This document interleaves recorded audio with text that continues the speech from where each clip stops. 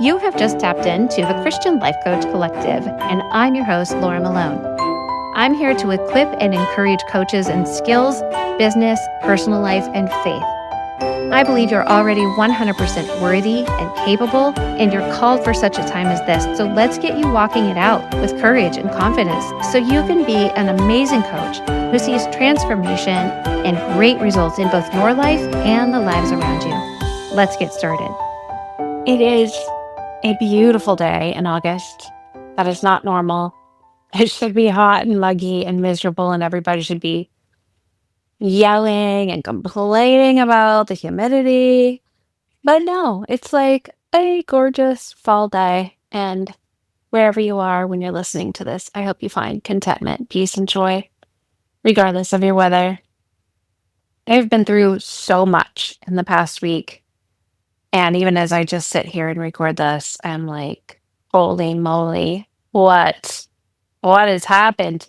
It seems like 2025 is a year of fixing all the broke things. Fix what's broke. Um, I recently went back home to see my father, who is not doing well. While I was there, I broke a tooth, a pretty important tooth. Then I came home and had to take care of that tooth after, 4 days of not eating or talking, trying to not pop out the broken tooth, which was hanging on by a thread while I had to travel home, and be in public. So fun, really cute. Nope, not posting any pictures. So I, in the middle of like hours of dental work and more hours to come, and grief and trauma and hardship and change. There's just so much going on everywhere for everybody. And I have friends who have the Rona flu and all the things going on again. And gosh, I just say we need Jesus. We need hope. We need the Prince of Peace. We need the King of Kings to come show us, what does he see? What does he know? What does he want us to see and know? And then what's he want us to do? It keeps me on my knees, but it also keeps me focused on growing and maturing, persevering, and just becoming the person he's called me to be in the space I'm in with grace from where I'm at. I'm in process. I'm not perfect. Still got all the things, still think all the things, and have to work to do it, which is kind of the key to what I do, in coaching and what I call the pearl practice. I walk myself through it in times like this. I walk myself through it on the daily, just going through life. I'm like, okay, I can see now the thoughts that are like floating around my head that I either choose to believe and like start thinking and dwelling on, or I can take them captive and go, you know what? You're not true. I don't want you. I don't want to agree with you. You're just a thought.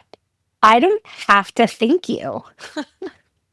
Have you ever thought that? Like, have you ever just stopped and said, wow, that is literally just a thought, and I don't have to agree with it?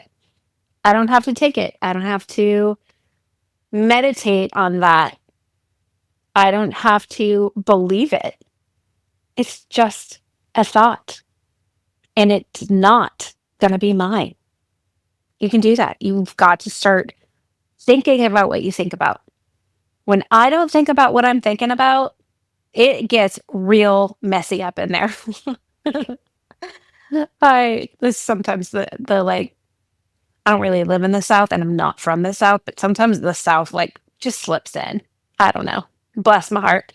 So I was working with a client a few weeks ago, and she's going through a lot of stuff and also trying to start a business, because I work with a lot of coaches and people who want to be coaches, people who want to start their own business. And I'm just telling you, starting your own business, even I told the girl at the dentist today, I was like, you quit working for everybody else 40 hours a week so you can work for yourself 24/7, 365. Like if I go on a vacation, which doesn't happen very often, but when it does happen, I still work on my vacation because I run a nonprofit and a business. And no, but like all the hats are sitting on top of my head.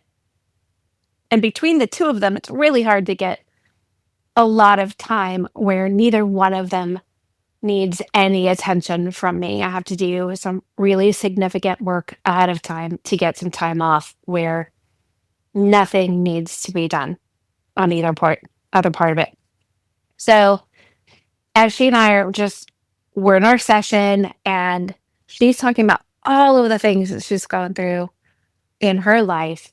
And at the same time, all this transition is happening, all these changes in her family, all of these shifting things in her identity going on and the stage of life. And like, I don't know, I guess nobody's written the book that succinctly and sufficiently gives us really what we need at I don't know, this 45 to 60 stage of life. I guess maybe I'm just gonna have to write that.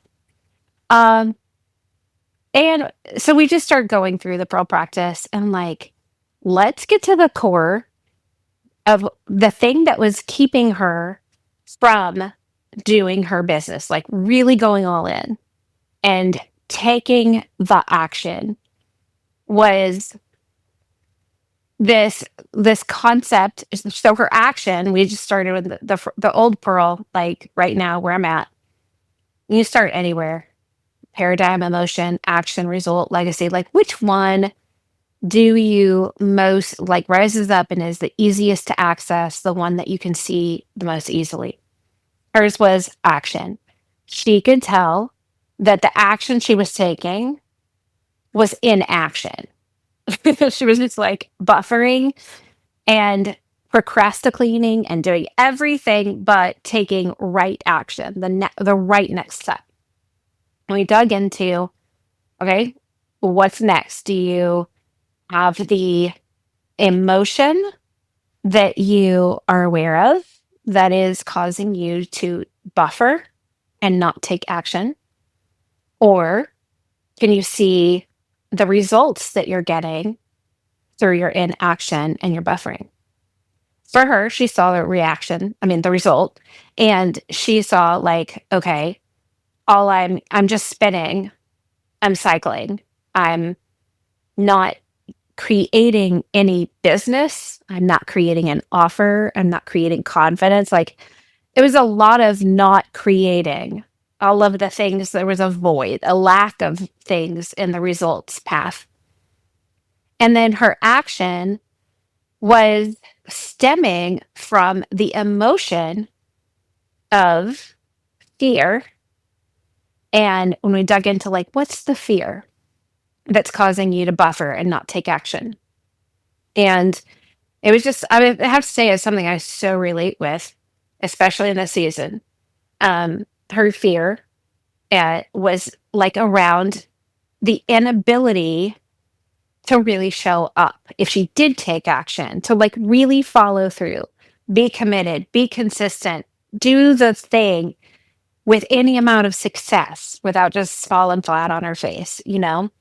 And the fear was rooted in a paradigm that was a thought she had accepted, allowed, and began to agree with.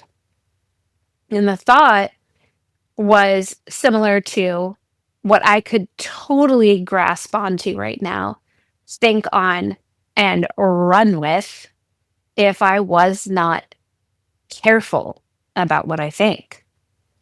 And it has to do, and maybe you feel this a little bit, maybe you get this every now and then, but it has to do with everything else in my life needs me more than I do. Like my family needs me, and my other responsibilities need me, and my friends need me, and all of these people need so much from me, and I have to fill that need So all of that is just like accumulating. And then it caused a fear that if she were to do anything for herself, like it wouldn't be good. Like she wouldn't have the time, the bandwidth, the energy, well, the investment to be able to sow into this business that her family didn't ask her to start, her neighbors didn't ask her to start, her church didn't ask her to start. Like it was for her. And it's sometimes our business and this thing becoming a coach and an entrepreneur, it's it's for us and God. Like it's about stewarding the gifting and the calling he gave us on our life. And it's about doing something that God has given us to do, but nobody else is asking us to do it. They want us to do the things they want us to do. They want to see us making money a different way, the more consistent way, the safe way that you've always made money, or they want to see us always be available to give them a ride and get the laundry done. You know what I mean? Like the people around us have seen us. We teach people how to treat us, and we teach them what to expect from us. So when you start your own business and you start coaching and doing all of the things that you feel light you up and you're called to, and you really feel the joy of the Lord over you while you're doing it, well, everybody else can start getting like weird about it. Wait a minute.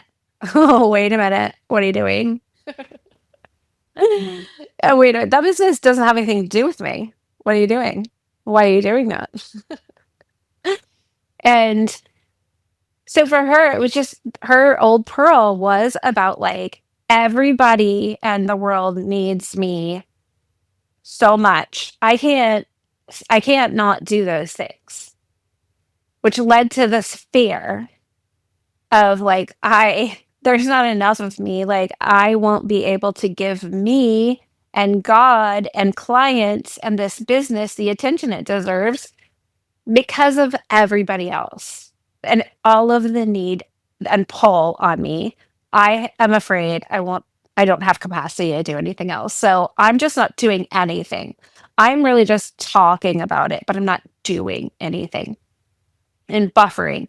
Every time it was like every time she would think, okay, today I'm going to write an Instagram post. And she'd be like, there's dishes in the sink. And then the results are like getting nowhere. They're negative, like they're not getting her tangibly. She's not seeing any results that she actually wants.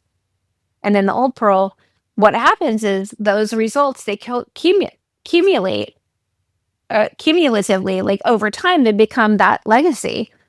So a year from now, she can be in the same place, except probably won't even be interested in coaching or business because she's talked herself out of it and taught herself that she can't trust herself to follow through or do anything. So then the new pearl, we just go backwards and we start with the legacy first. And we actually cast vision and ask the Lord, what do you say my legacy is around the same neutral facts of the old pearl, which were, just not getting the business is not growing.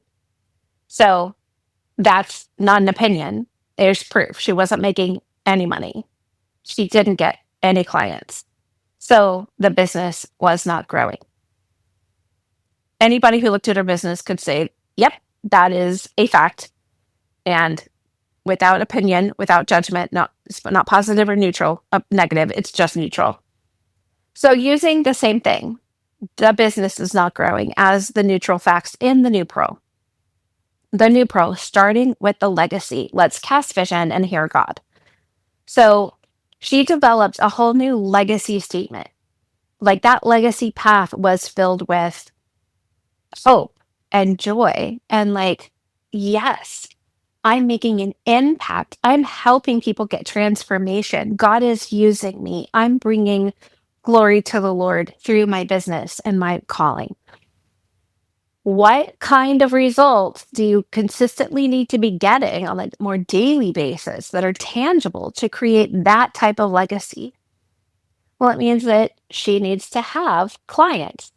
She needs to have clients booking. She needs to have client sessions. She needs to have a flow, right? She needs to be growing as a coach and actually doing some good coaching to get these clients the results that will lead to that kind of legacy.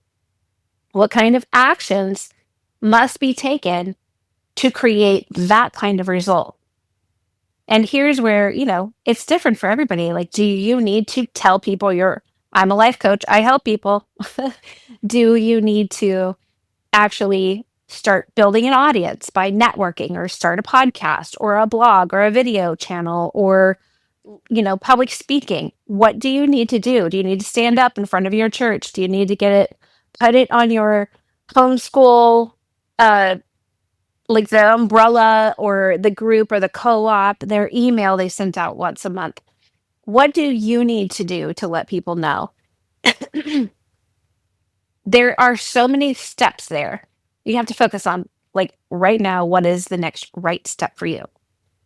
What is that step? What emotion do you know? Like, if I felt safe, I would take that.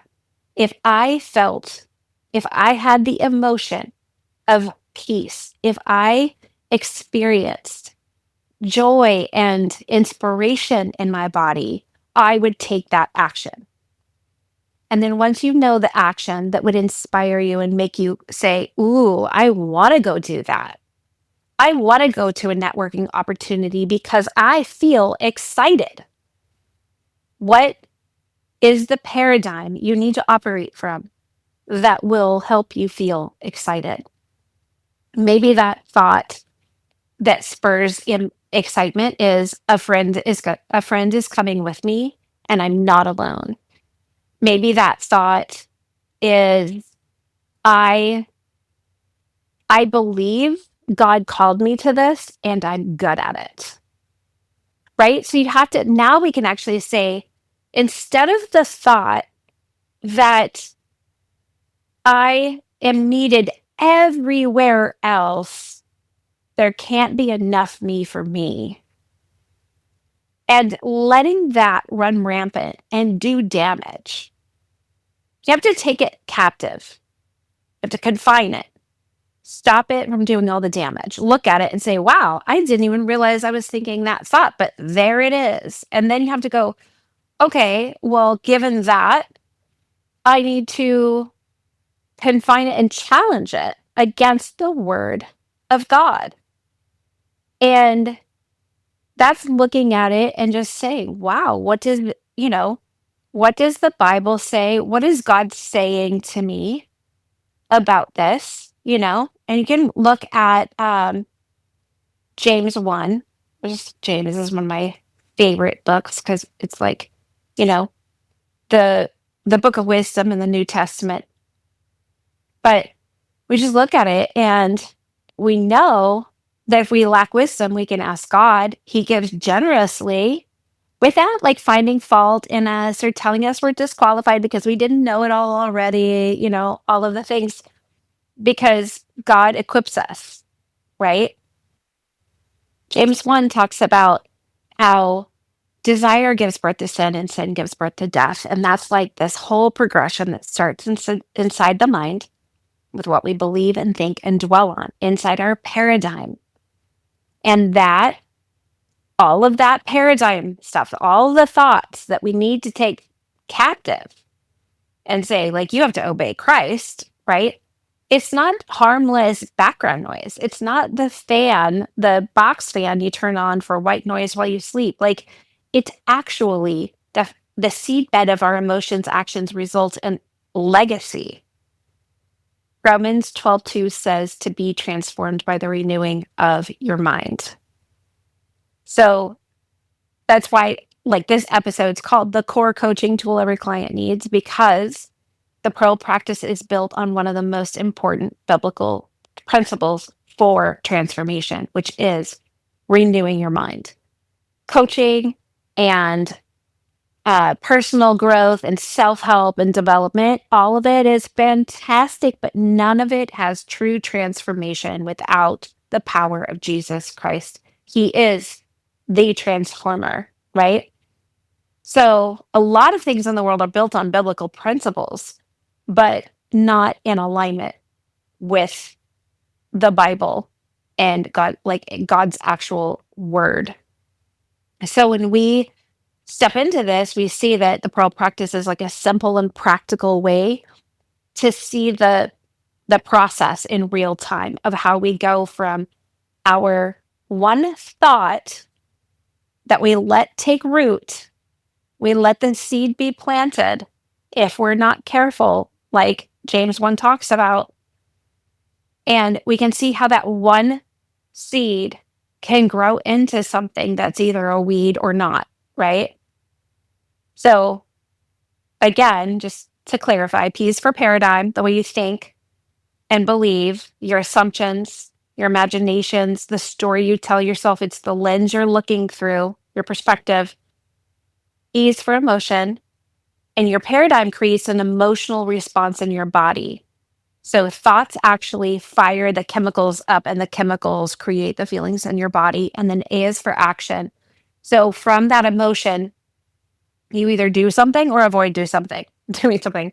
Both of those are actions, right? Inaction is still in the action path, and you are doing something to either avoid the emotion that you're experiencing because you want less of it, or to pursue that emotion because you want more of it. R is for a result because every action has an outcome. So it might be progress, it might be stuckness, but there's always like fruit being produced. And then L is for legacy, and that's just the accumulation of all those results over time. And it's kind of like this story your life is telling in any one given direction. So Pearl practice is like a chain reaction of paradigm creates emotion, creates action, creates result, creates legacy. The thing is, you don't have to be a certain type of client or be working, have a certain client niche for this to work or to matter, because every one of us has a paradigm we're operating from that is shaping our lives, whether we know or not. So I want you to think through this. What is your paradigm about your calling, about what you are facing today? What's the emotion that you experience when you actually dial in on the thought that you're having, the paradigm you're operating from? Does it create hope, curiosity, confidence, excitement, or dread and uncertainty or overwhelm, right? And then what action are you going to take from that? If you feel confident, you're going to make a plan, you're going to try this one thing. And if you feel dread, you're going to get on your phone and scroll somewhere. The result of all of that is either going to be movement in progress or stuck, like not moving or even moving backwards. And one of those is going to produce a legacy of courage and growth and trust in God's equipping and calling. And the other one is going to create the legacy of apathy and denial and offense and bitterness and resentment and regret. So this is what James warns us about when he says desire, when it's conceived, gives birth to sin, and sin gives birth to death. So if we let God's word implant a seed in us, it brings life. The pearl practice isn't just psychological or mental, it's actually discipleship. It's a tool to help you notice, what thoughts do I let take root? Do they lead to life or to death? Do they bring freedom or do they bring bondage? Then it gives you a path to renew your mind, one choice at a time. Proverbs 25, verse 5 says that the counsel in a person's heart is deep water, but a person of understanding draws it out. And the pro practice helps you as a coach draw out the clarity and courage and calling that God already placed inside of somebody. So when you know how to use it, you're not just scrambling to come up with the right questions or wondering if you're actually really helping anybody. You have like a very simple, powerful, step by step process that makes sense in real life. And it gives you the ability to hold somebody's story as very important, as priceless, precious, and then guide them through the changes that they want to make, and then keep both of you moving towards the results that they want and the legacy they're building, which empowers you and grows you as a coach. That's why the Pearl practice is the foundation of the Christian Life Coach certification. When you have a tool that works every time with anybody, you can serve anybody God puts in your path. You can coach with confidence. You know you're creating real value, not just having some nice long conversation in the humidity. But it doesn't matter whether you're coaching somebody like in their health, their leadership, their relationships, their career, even their spiritual, their spiritual growth. The Pearl practice works because it all starts with the paradigm and ends with the legacy that God has for us to step into. And a great part of it is you can interrupt the chain anywhere. So you can stop and notice your emotions, choose a different action, reflect on your results, etc. But like all looking back at what paradigm do I want to operate from? What thoughts do I want to believe? What thought is like a fiery dart or arrow being pointed and shot at me from somebody who hates me? And am I agreeing with it? This is the transformation where renewing your mind happens. It's how you actually build a legacy to tell the story you really want your life to tell. So the next time you are feeling stuck, overwhelmed, dread, defeat, or you're walking with somebody who feels those things, I encourage you just to remember the Pearl practice and slow down and let's just get to the thought that we're thinking. Is this really the thought I want? Is this a story that I believe God's inviting me to live in? Each one of us was given the ability as a child, our brains were able to create a narrative that served us then to help explain the world around us from a child's perspective. And we developed our own narratives, like the way we saw the world, our perspective, cognitive thinking, all those things started kicking in. And because of who we are and how we're uniquely made by God, we all perceive the world differently. And that is great then. It helps our brain survive, and um, it helps our soul cope. The problem is that later in life, because it wasn't necessarily informed by truth in childhood, it now is still the thing we're operating from as adults, and it's not helpful, and it can be very harmful because if it does not get into alignment with the truth of what God says, the word of God, and the revelation of Jesus, then it's out of alignment. It's not plumb lined with the truth. So now we have to actually look at our paradigms and say, whoa, is that even real? Is it true? It feels true to us, but that's a little t truth. And part of the work of our lives as Christian believers is to get our soul into alignment with the Spirit of God. The pearl practice creates an opportunity if you have an awareness of being out of alignment and a desire to get into alignment with the word and the truth of what God speaks. It just is a very simple but powerful framework to be able to help you do that. And it's what I'm going through right now, walking myself through it, walking my clients through it. And I want to equip and empower you to do it. If you would like to get certified through Sterling and Stone, I would love to see you be able to do that. So check out the links in the show notes. Go to sterlingandstonementoring.com. Just check out the Christian Life Coach certification. Come hang out with me and let's change the world together. Let's go be disciple makers and help people to actually renew their minds so that they can step into everything God has for them, their true identity, their true purpose, their true belonging, and defeat the plans of the enemy, step up, rise up into the calling God has on their lives, and be a discipler. Actually be part of fulfilling the Great Commission of going and making disciples throughout all of the nations.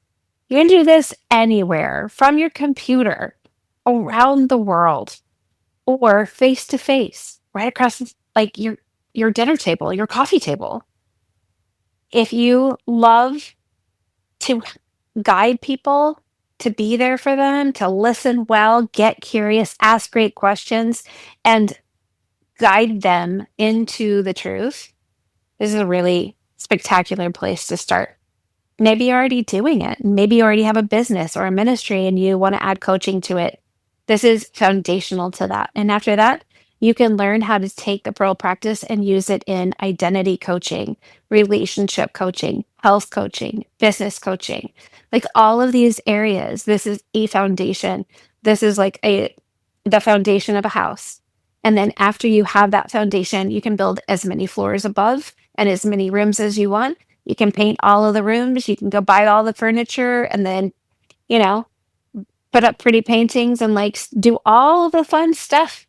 But you can't put a pillow on a couch or hang a picture on a wall if there is no room, because there's no first floor, because there's no foundation. Then you're basically just sitting in a field. You got yourself a painting, you got yourself a pretty pillow. Go home goods. But you're not seeing any fruit or results in your life or theirs, anybody else's, right?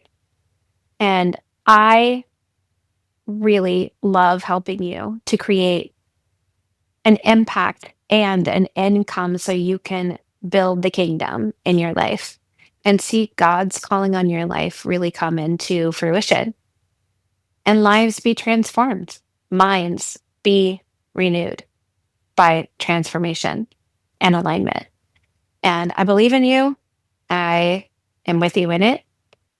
And I believe all things are possible and everything is figure outable. So let's do it together.